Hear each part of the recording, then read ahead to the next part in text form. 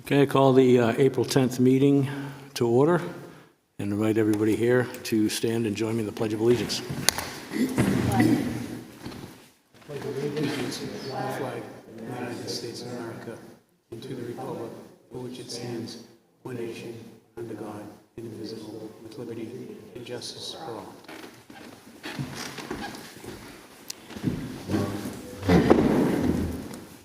And I'll entertain a motion on the minutes for March 13th. So moved? Approved? Approved, yeah. Approved is written. Okay, I'll second that. All in favor?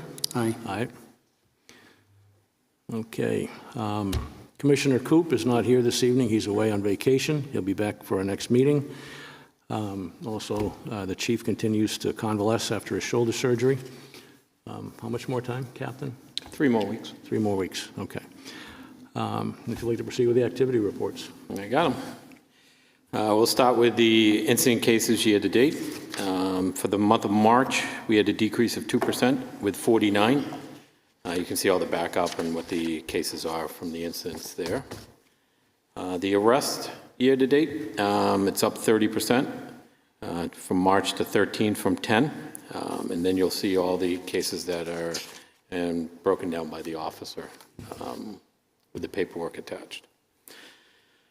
Collisions, the good thing is that's down. That's what we like to see. March is a decrease of 40% from 10 to 6. So, and then you'll see the streets that we do have the crashes that are on there. Most of them are similar: Center Street, Pine Hill Road, and we had one on Jimmy Drive, which was e-brake that took off. Oh. So, traffic stops, those are up 157.38% from 61 in February to 157 in March. Broke it down with all the paperwork there, where the streets are, what the fines are, the amounts that come in there. Then you can break it down by the officer. That's all there. So, any questions, just let me know. I did add a new category slide. Calls for service for the Wolfeboro Central Dispatch, and how many walk-ins they do, broken down there. So, as you'll see in the month of March, there was 3,501 call for services that came into the Wolfeboro Central Dispatch, and with the month of March, we had 154 walk-ins, and the year-to-date walk-ins is 447. So March is a little down for walk-ins due to the fact is right now we don't have a lobby.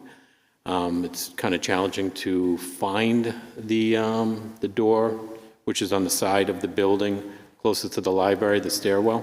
There's a call box there. There are some signs up there, but we do have a lot of construction going on right now, and without the front of the building, as everybody's used to, it does make us some challenges there.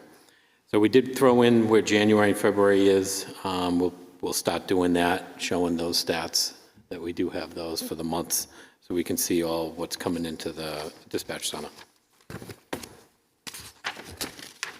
Then we have the personal analysis.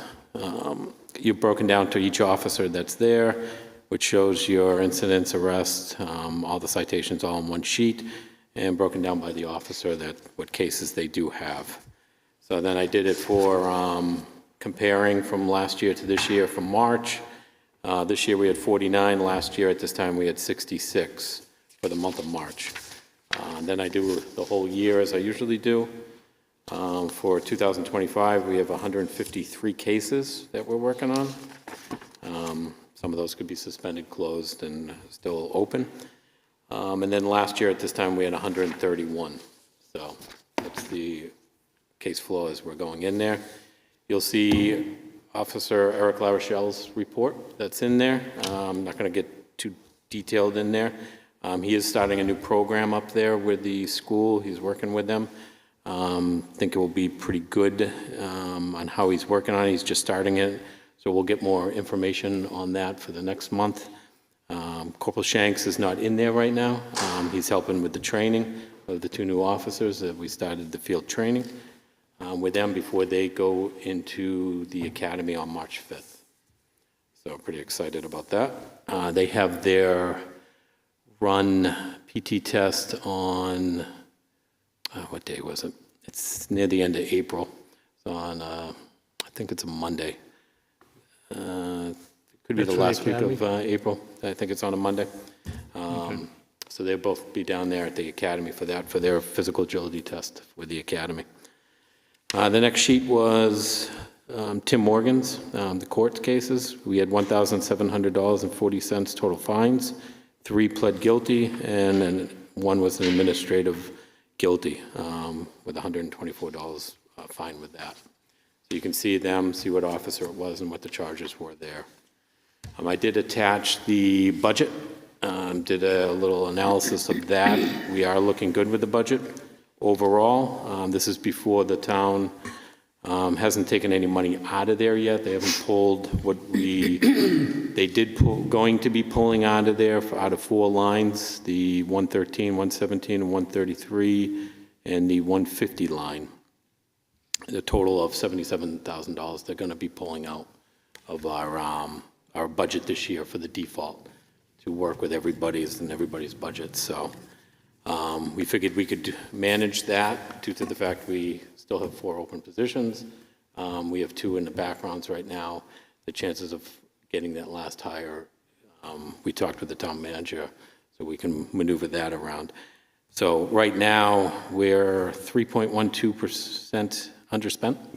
If you look at that, it's about $84,000. They're going to take the 77, so we're still underspent. We're still looking good for our operations, so there shouldn't be any issues with our operation this year moving forward with budgets. I will say the building is moving along. By next month, when we have this, the dispatch center should be in their new section in the front of the building. Just don't know if the lobby's going to be open yet because they're still going to be working. I think everybody's going to be moving into that front section probably the end of the month or the first week of June in that ballpark. We're just going to make sure they can finish all the extra little stuff that they got to do, touch-up work and everything. Make sure it's all done before we move in there because the officers have their spots. They're all in it. The sergeants have their room. Prosecutors using the detective's room right now, but he'll move into that front area. But we'll make sure they're fully done with everything before we move in there. There's no rush. So we'll get in there. And then the second thing I wanted to talk about is I mentioned before about officers being down is really our process of how it all works when we do the hiring process. So everybody knows and understands it. I know there's some confusion out there when somebody resigns from here and why they resigned and all that good stuff. But right now, our process, how it works, is if we have an open position, we put it out there.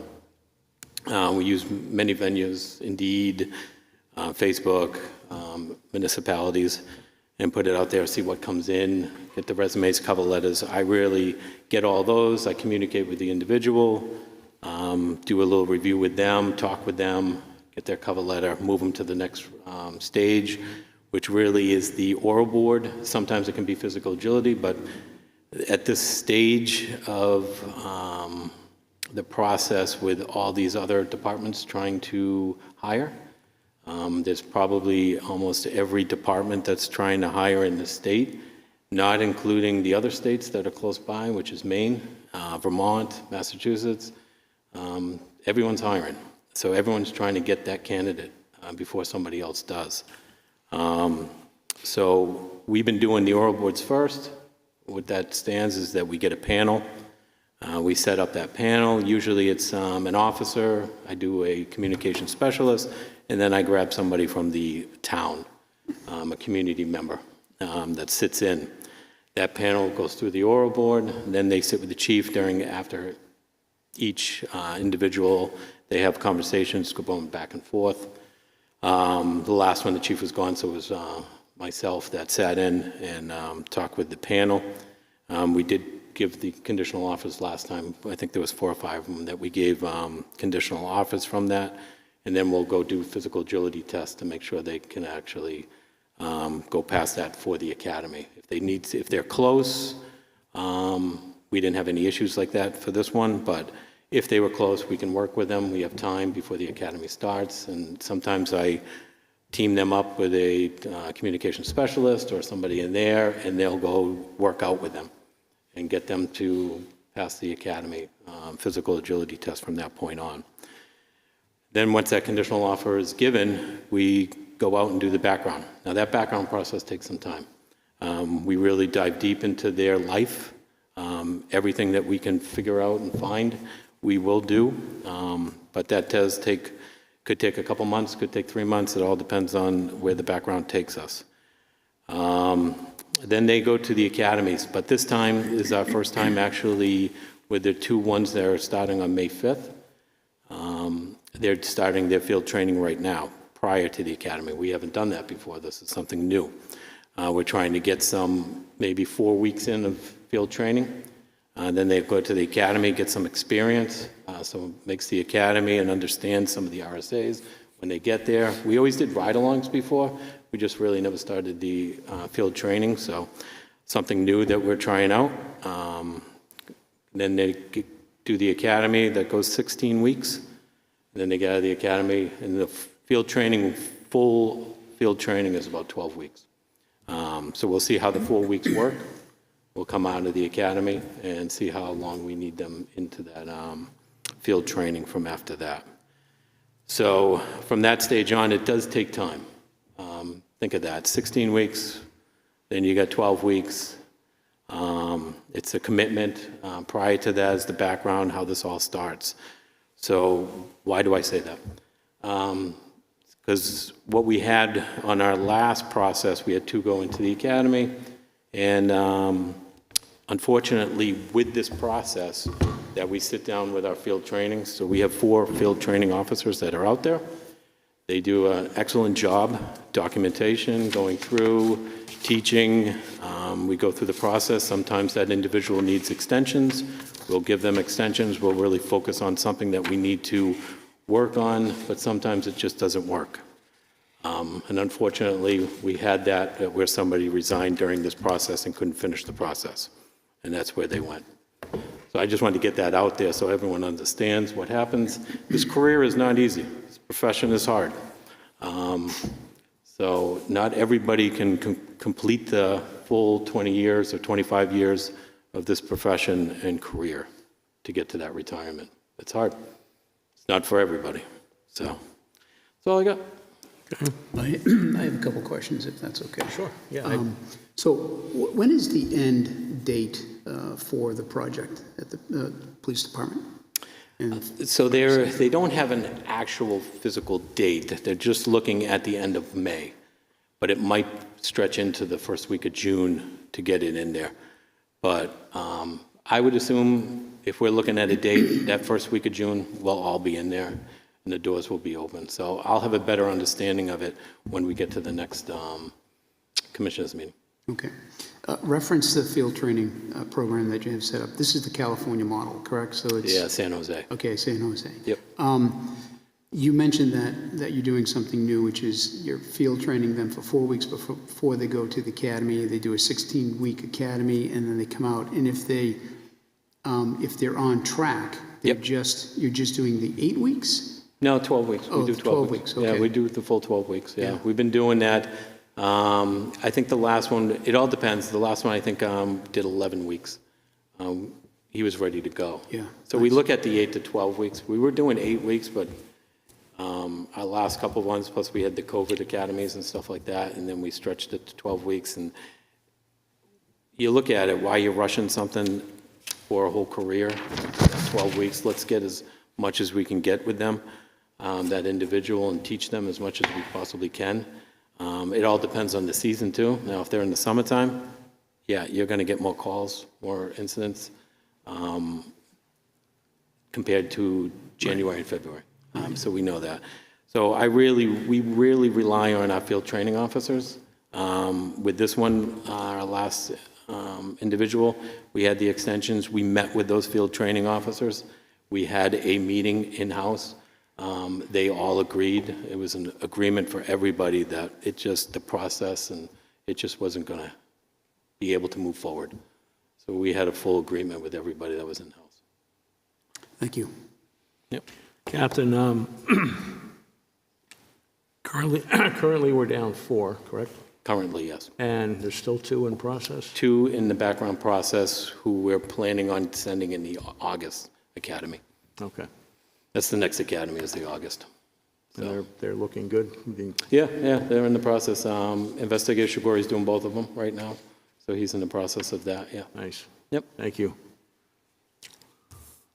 Okay, Commissioner items. Our next meeting date will be Thursday, May 8th at 6 o'clock, and we'll be meeting right here in the Great Hall. I do have Commissioner one. Duffy. Yeah, sure. So I would like to read a laudatory correspondence for Sergeant Michael Strock. And this is addressed to Chief Christopher Warren. And this is from me, based upon some good work that the sergeant performed recently. I will read this letter to you.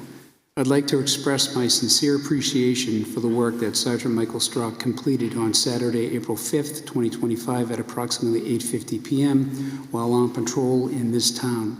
Sergeant Strock observed 2 individuals loitering around a dumpster outside of one of Wolfeboro's stores as he drove past. The fact that he made this observation and recognized that these individuals were likely not employees is akin to a police officer who knows his patrol area very well. He turned his patrol cruiser around because his intuition alerted him that something may be amiss. Sergeant Strock pulled up to the area to have a conversation with the individuals in order to confirm or dispel his suspicion that something was wrong. In that brief encounter, Sergeant Strock learned that 2 underage youths had just purchased alcohol. He appropriately confiscated the evidence and contacted the youth's guardians to coordinate their handoff in accordance with state law. Had it not been for Sergeant Strock's attention to detail while on patrol, this offense may have gone unnoticed with potentially life-threatening consequences. Sergeant Strock's attention to detail and dedication to this community is in keeping with the finest traditions of Wolfeboro Police Department. I ask, I ask that this letter be given to Sergeant Strock and a copy be placed in his supervisory performance work file. Sincerely, me.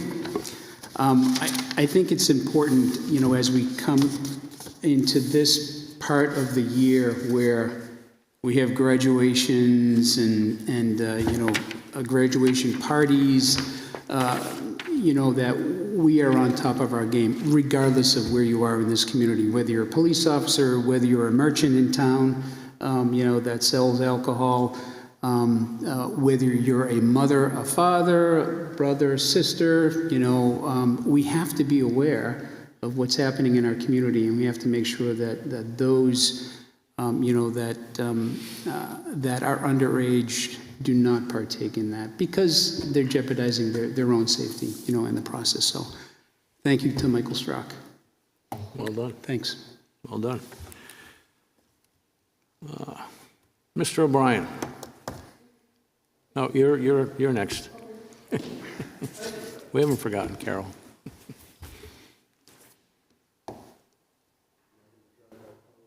Just don't tap it. Don't tap it. Can you hear?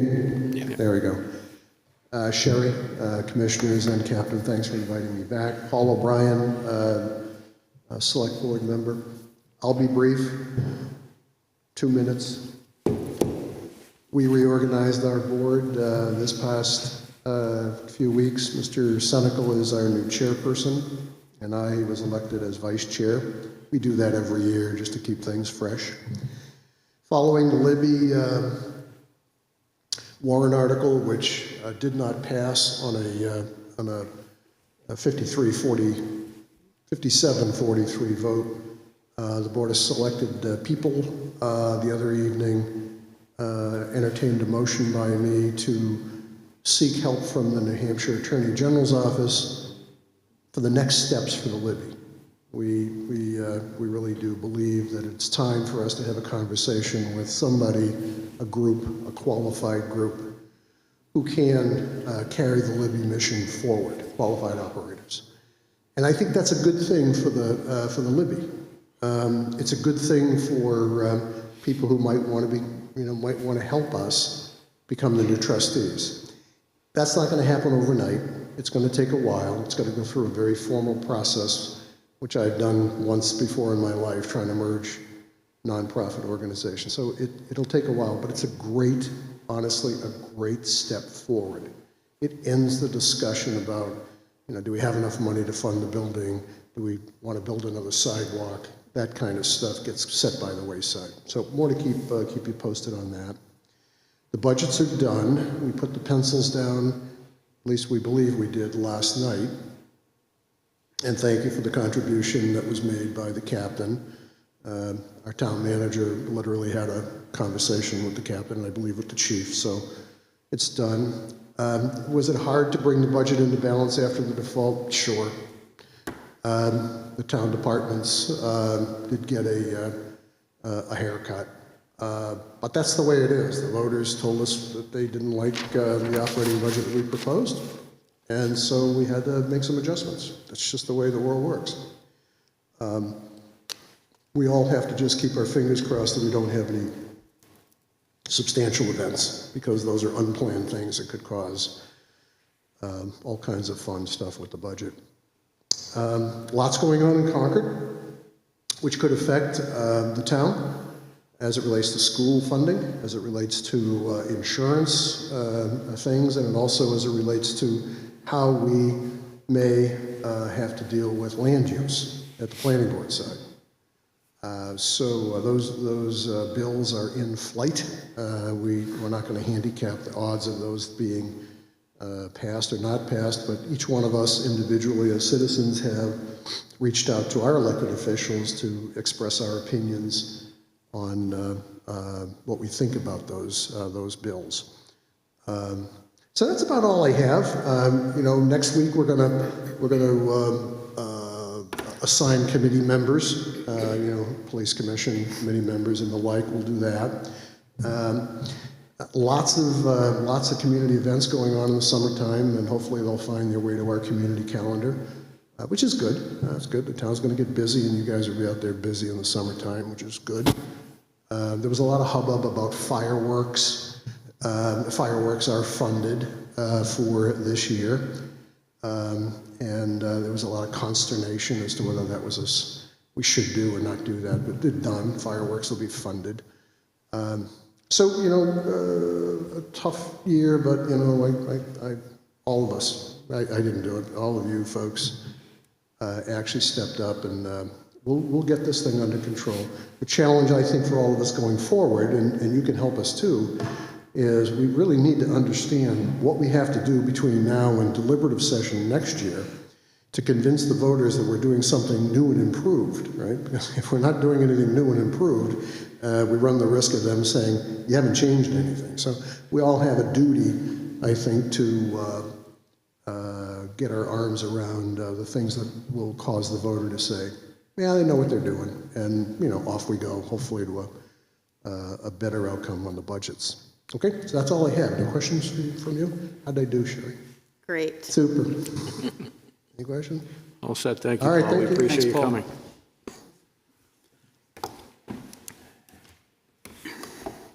Okay. Did you have anything else coming? I do not. Okay. Mrs. Llewellyn, would you like to come up?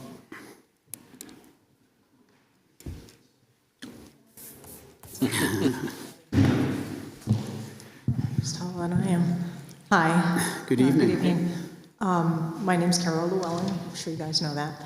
And the reason I wanted to speak this evening is because, first of all, the voters spoke and they wanted a police commission, so good. Thank you. What I do want to know, though, is I had sent an email approximately 2 months ago asking questions. I never heard anything back, and I assumed that it may be because you weren't sure if you were going to be here. I still haven't had those answers or anything, so I'm not sure what's happening with that. That was number one. Number two is I wanted to know when Chief Rondo had his problems and he was investigated, and everything was found to be sustained, meaning they found cause that he did do that, all the wrong things. And then you went and you spoke on his behalf, touting what a great guy he is. Was that something that you did as a personal, or was that a board? Nope, that was something I did personally Okay. to speak to his lack of any disciplinary items in a file anywhere within the town. He'd never been disciplined for bad behavior. I spoke to that. I spoke about his military career. But, you know, I think the state handled it well. The outcome was adequate. Nothing I said changed that. I think the state already had determined what they were going to do before we even got there. So I hope that answers your question, but that was Okay. I was not there representing the police commission. I didn't. Okay, I was just wondering, because what he did was wrong, and I just thought it was odd that you were not condoning, but kind of playing along. The next thing I wanted to say is, on that day, when then Chief Rondo called my husband, Pete Llewellyn, to tell him, I have good news for you and I have bad news for you. I'm sorry, what day are we talking about? That was the day after he was finished as a full-time police officer. So we're talking like June 2nd, 2020? Yep. Okay. Well, I don't know the exact date, but yes, it would have been. His retirement date was 1 June 2020. That I remember because we had two guys go out the same day Okay. for retirement. So anyway, when the chief called him and told him the good news, bad news, his good news was that he was going to get a rocking chair and that he could keep his service weapon. The bad news was, because of budget constraints, he was not going to be brought back. We all know how that ended. It wasn't very pretty. And he was right. He was rewarded by the court, and they said that you were wronged. And I think that was vindication for him. But I know him on a personal level, and he still has some emptiness, and some of it has to do with the promises made and not kept. And that would be the rocking chair and his service weapon. I would like to formally ask that you guys do that to him, for him, because I think he deserves it, and it was promised. Okay. Well, I'll speak to the service weapon. I can speak to the rocking chair. Okay, yeah. Michael. We agreed as a board, I'm not sure which meeting that was, but we agreed that we weren't going to gift service weapons to retirees any longer, starting with the chief.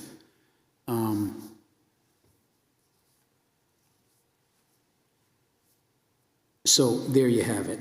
And there are many reasons, for that, but no one's getting a service weapon gifted to them. Any longer? Any longer, that's correct. Okay, but where he had retired in 2020, Randy Archambault got one. I mean, it was the same time frame, so Yeah. I think fair is fair. Yeah. I can't honestly speak to having any knowledge of that, Ms. Llewellyn. I know your husband was employed with us for under 10 years, and usually there's a 10-year, those that have been here longer than 10 years. But I'm not sure that's even on paper. As far as the weapon, I had no knowledge of that. I didn't know that there were any promises made with regard to either item. And moving forward, if somebody retires and wants a service weapon, they may be afforded the opportunity to purchase that weapon from the vendor. It would not be through the town or through the police department. Currently, I believe, are they still working on replacing the guns? Yeah, we do have the new firearms that we're going to be going to. I don't know the process of all on how we're doing with the old guns. I was never involved with that. Do you have the old weapons? Well, this is the SIGs, right? Is it the ones, I believe it's the ones we currently have. Yeah. Because we've had them We for haven't had new, 5 or 6 years, so it would be the ones we currently have. So conceivably, you still have? Yeah, we have extra firearms, yes. Yeah, okay. And I could find out what VIN that one, I mean, serial number. serial number. Sorry, VIN. Would he remember his serial number? Well, it would be logged with his, Yeah, I don't, yeah, we would have that.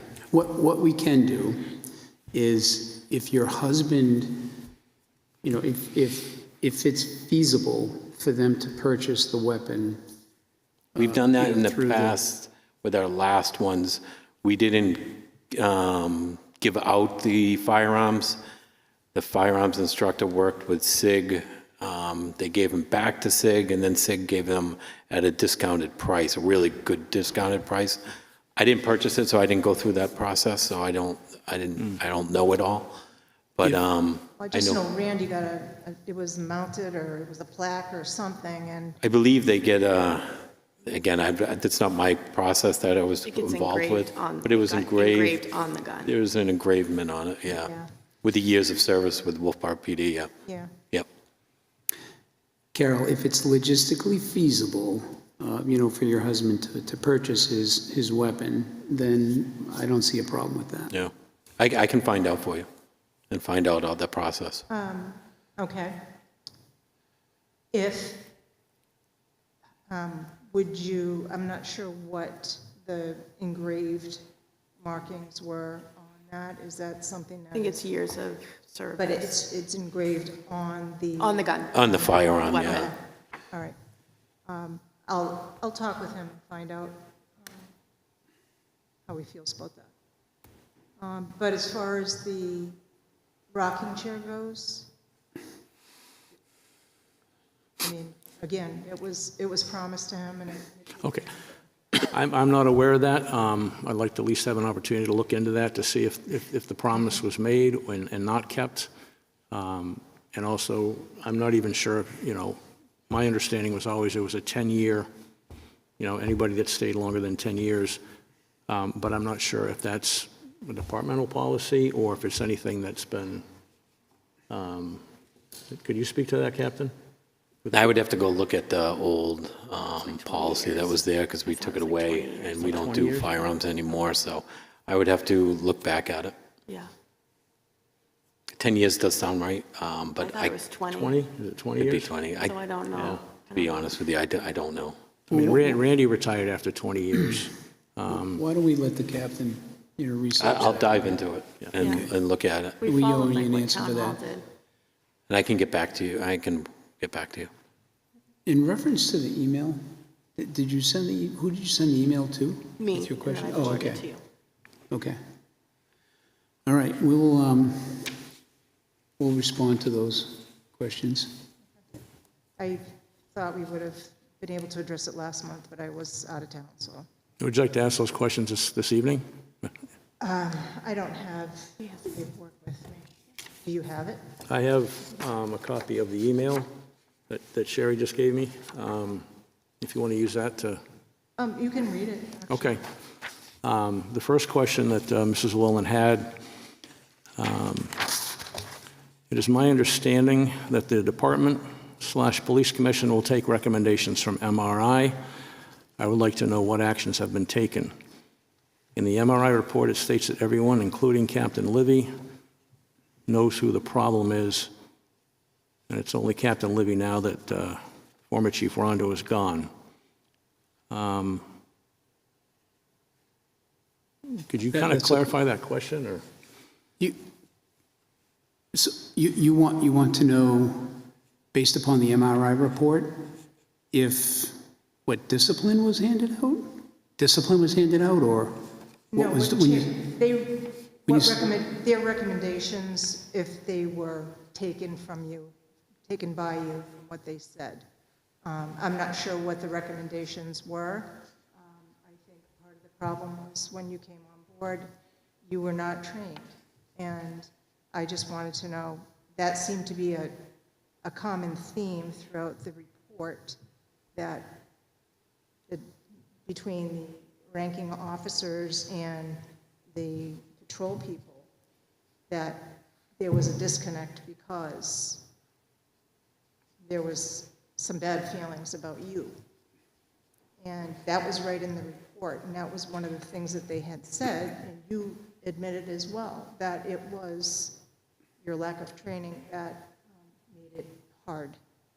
So, your question is, did we follow up on the recommendations from the MRI report? yeah.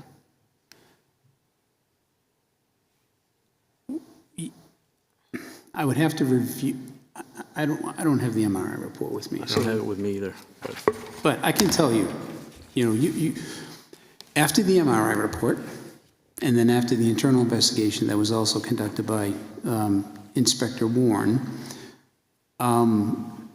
you have a new chief.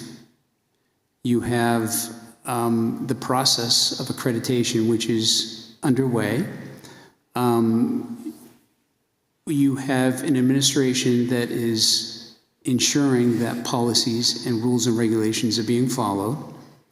And that is essentially what the MRI report was saying. With respect to, communication and ill feelings, about, I guess, with respect to culture within the organization, I can tell you that that culture is changing and is much better, in my opinion, than it was back, which caused the MRI report to be accomplished in the first place.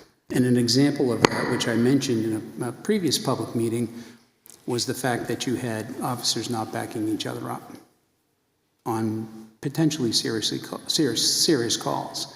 I would submit to you that that wouldn't happen today because of the structure and because of the leadership that you have within the organization now.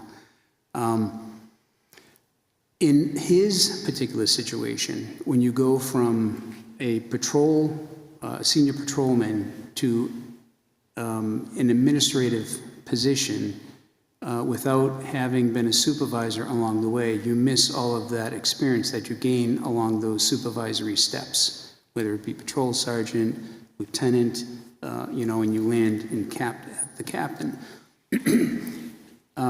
So with respect to training, yeah, there is training that you can get at the academy. There's training that you can get through other independent organizations that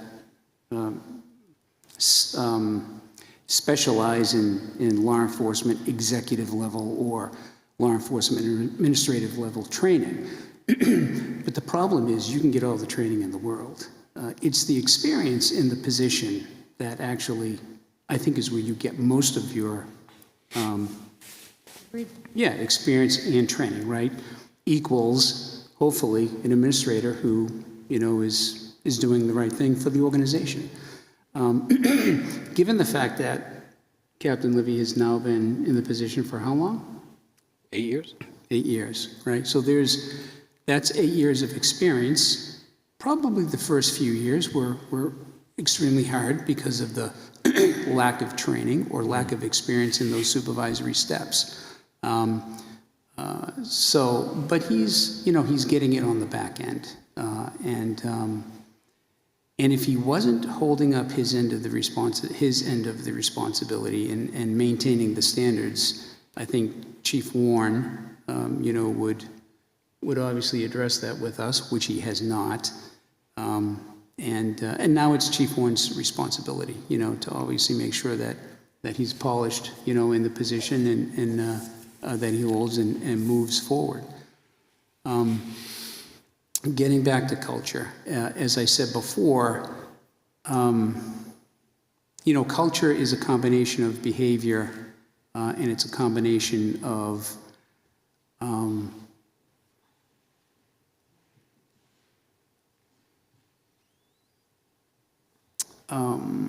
what's the word I'm looking for?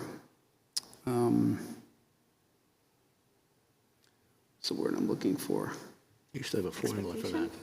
What's that? That's an expectation? No, it's not anyways, there is, the the recipe for a healthy organizational culture within the Wolfeboro Police Department exists right now, and it's only going to get better. What You will have, make it better? what's that? What will make it better? Well, leadership, obviously, and leaders holding people accountable, to the mission. And individuals who are working in the organization understand that the mission comes first. Not their personal gain, but the mission comes first for the betterment of the organization and for the town. So as long as those priorities are in that order, and the chief is enforcing that throughout every rank structure within the organization, that's going to set the tone, and it's going to set the standard for the organization. So, and that is happening right now. Good, So the culture has changed. good. And I think, as I said before, I don't think that situation that happened on Spruce Road, back in 20, whatever it was, well before, I came on, would happen today. So, so that's essentially the answer with respect to the MRI report. Okay, so why can't we get certified officers when we're looking for help? Why are we only getting new people? And I know everybody and their mother is looking for jobs, they're looking for staff. But there are certified officers that are going to other places. Why don't they come here? Well, I think it's, listen, certified officers aren't the be-all, end-all. All that they do is they just cut the process of putting someone in uniform and getting them out on the road. Right. So, Saves a lot of time, though. yeah, provided you get the right certified officer. Yes, but even the people that you're hiring and putting through the academy aren't the right people because they don't even get to the point where they're a real cop. And you're making that statement based upon what experience? No, how about Tom? Tom. Tom was, I believe that's his name. He was an employee, he went through the academy, he was all trained up, and I don't know how long he worked for us, it wasn't long. The last name is McGee. Yeah, it's not Tom. Okay. Okay, I mean, there's a lot of time and energy that goes into them. How about the Australian fellow? Hold on just a minute, Mrs. Llewellyn. Let me explain something to you. There is a process, but, the San Jose program, right, that they use for field training, every single day they're cutting what's called the DOR, Daily Observation Report, on these individuals. Every week they're doing weekly observation reports. There are certain metrics that these trainees have to meet, in order for them to progress. If they don't meet those metrics, then essentially they have to go back and there's retraining. And the captain already said that there was, 2 extensions. Was it 2, 1.5, 2 extensions? We were on our second extension. Yeah, with this individual. So, and what he also said, which I think is very poignant, is the fact that the FTOs, to a man, decided that the person wasn't meeting the standard. It wasn't the chief or the captain that made that decision. They made the decision, but it was the recommendation of the FTOs. So yes, there is a chance that sometimes people, when they come into the program, they aren't going to make it. That happens in every single agency, statewide, including state police, by the way. The other thing that I would bring to your attention is a term called negligent retention. Do you know what that is? No. Can you surmise what that might mean? Yeah, right. So if in fact Wolfeboro PD, were to push this person through and their liability, the police department and the town is responsible for the actions of that police officer. You want people that are going to, do the job like they're supposed to do the job, like they're being trained to do the job. And if they don't, you can't keep these people on.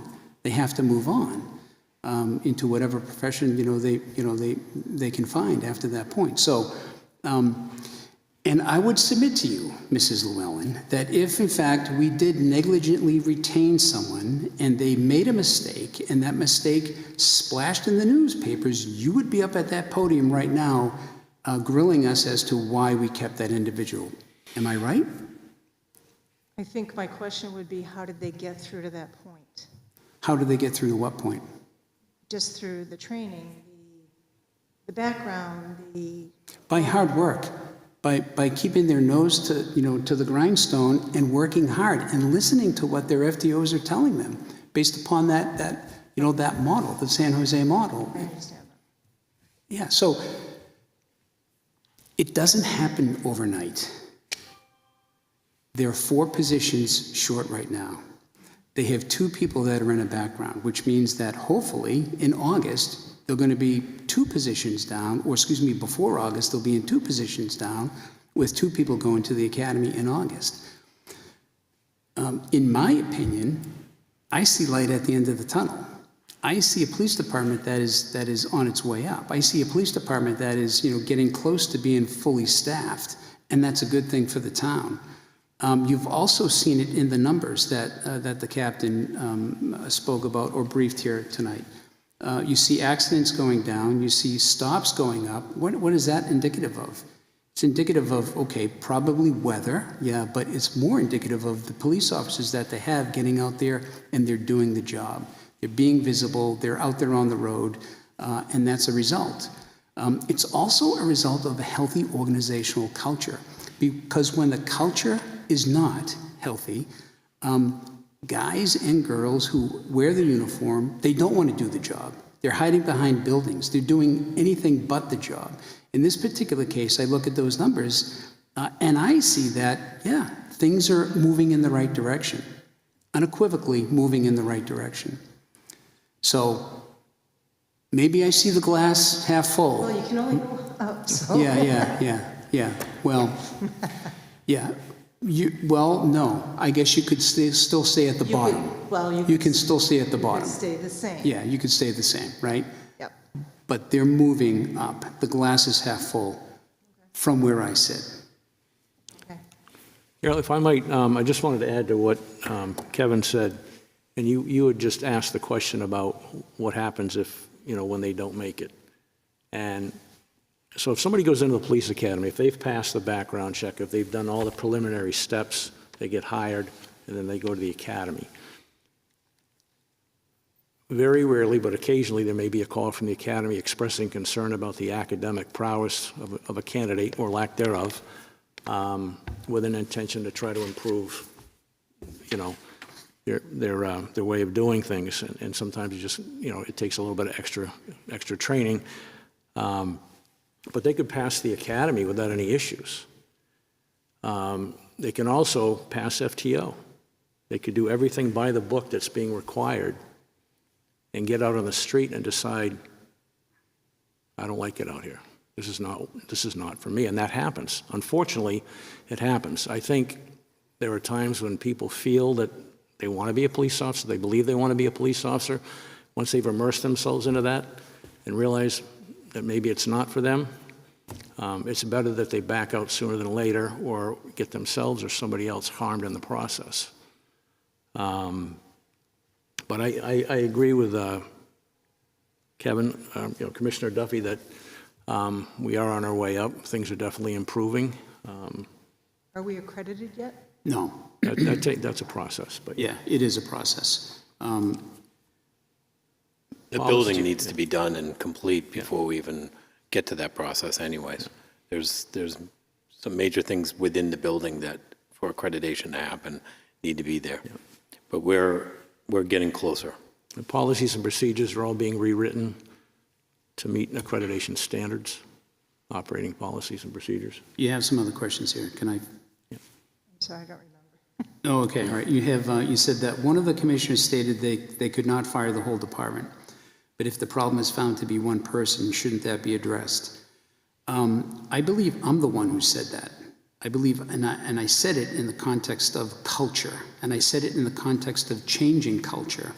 And I said it because your husband at a public meeting made the statement that, why isn't it fixed now? Why isn't it fixed now? And the reason I said that is because if you want to change culture, and you want to change culture overnight, then you get rid of everyone in the organization, and you bring in new people. And that changes culture overnight. But this organization didn't do that. What this organization is doing is working with those individuals that they have in the department, because they're valued members of the organization, regardless of the mistakes that they made. They still have value to the organization and value to the town. They probably needed to be redirected a little bit, which I'm confident Chief Warren is doing. As I said, echoed from the briefing that Captain Libby did. You said, but if the problem is found to be one person, shouldn't that be addressed? When I don't know if it was, I think it was the meeting before a town vote.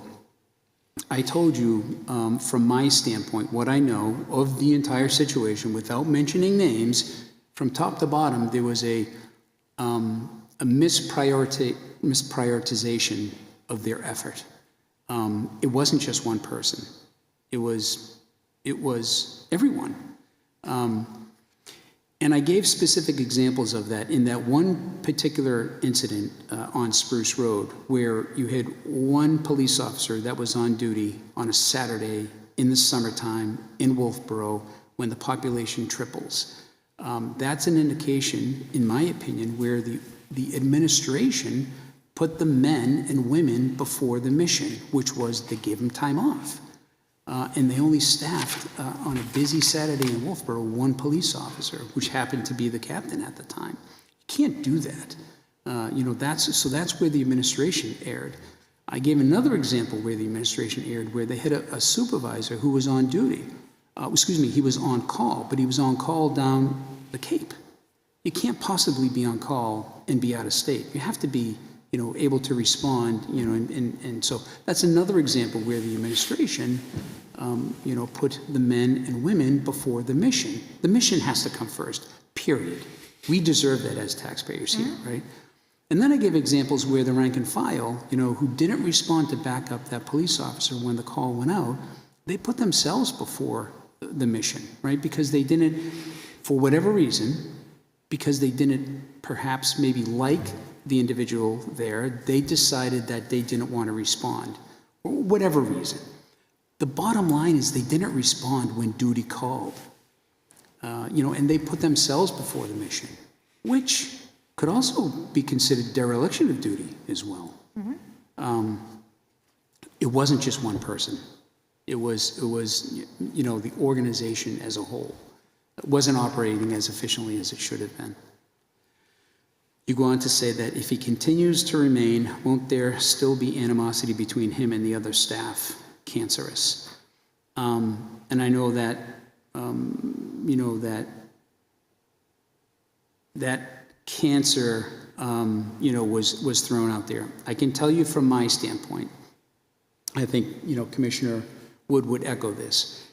There isn't a cancer within the organization, within the Wolfeboro Police Organization. There isn't a cancer. That's an organization that has been through quite a bit recently. Luckily, it's further in the rearview mirror, than 2 years ago or a year ago, and it's moving in the right direction. And I think, well, I did hear, Commissioner Wood apologize for using that term, here in a public meeting. So there isn't a cancer, in the Wolfeboro Police Department. There isn't one person who is, running amok or causing all these problems, as I said before. You ask, has he been to schooling to be better suited for the position? Is he being paid extra salary plus extra work? I'm not quite sure where that goes. I think it's along the same line of, one person, causing the problem. So, Okay, so the last time that I was here, though, yeah, okay. I had asked you, were there any more people in the department that you considered cancerous? And your response was yes. I corrected the cancerous. I said that was a bad term that I had used a while back, and then talked about toxicity. There are people there that are not good for the police department. Is that true? At the time, I did think that there was still some toxicity. The problem with that is, if there is somebody within an organization or any kind of business for that matter, if there is any level of toxicity, if there's an employee that's not liked by all the others, for example, if nobody does anything about it, nothing's going to change. In this particular case, to Commissioner Duffy's point, the culture is changing, policies and procedures are changing. People have bought into this. Those that have remained and those that are being hired are coming here, understanding that we're going to become accredited. What the expectations are when they come here, they're going to do the job that they're trained to do and do it in the proper way. So. You know, organizations are filled with people, and people, it's human nature, right? So you're not going to get along with everyone, right? But in this particular line of work, you have to at least respect the person enough where you're going to support that person if, in fact, they need help. Again, the mission comes first, right? So I would submit to you that as the organization is currently constructed, from top to bottom, if a call goes out for support, people are going to support. Police officers are going to support each other. Police officers in that organization are going to put the mission first, which should be reassuring as citizens of this town, because that's what we deserve. Yeah, and that's what they signed up for. They rose, they raised their right hand and swore an oath. I lived with two of them, Yeah, so I right, understand. right. I understand. Thank you. Well, no, and I thank you, and I'm glad you're here. Oh, okay, yeah. I think you'll be a positive. Come back again, because, And I'll work on that stuff for you. yeah, we'll have answers, okay? Thank you. Okay. Any other public wish to speak or anything? Okay. Again, our next meeting is Thursday, May 8th, here at the Great Hall. Does anybody else have any other business to come before the commission this evening? Jerry? Nope. Okay. All right, then at this, and we do not have a non-public, correct? We do So not. at this time, I will make entertain a motion to I will adjourn. make a motion to adjourn. Seconded, all in favor? Aye, Aye. thank you. Thank you.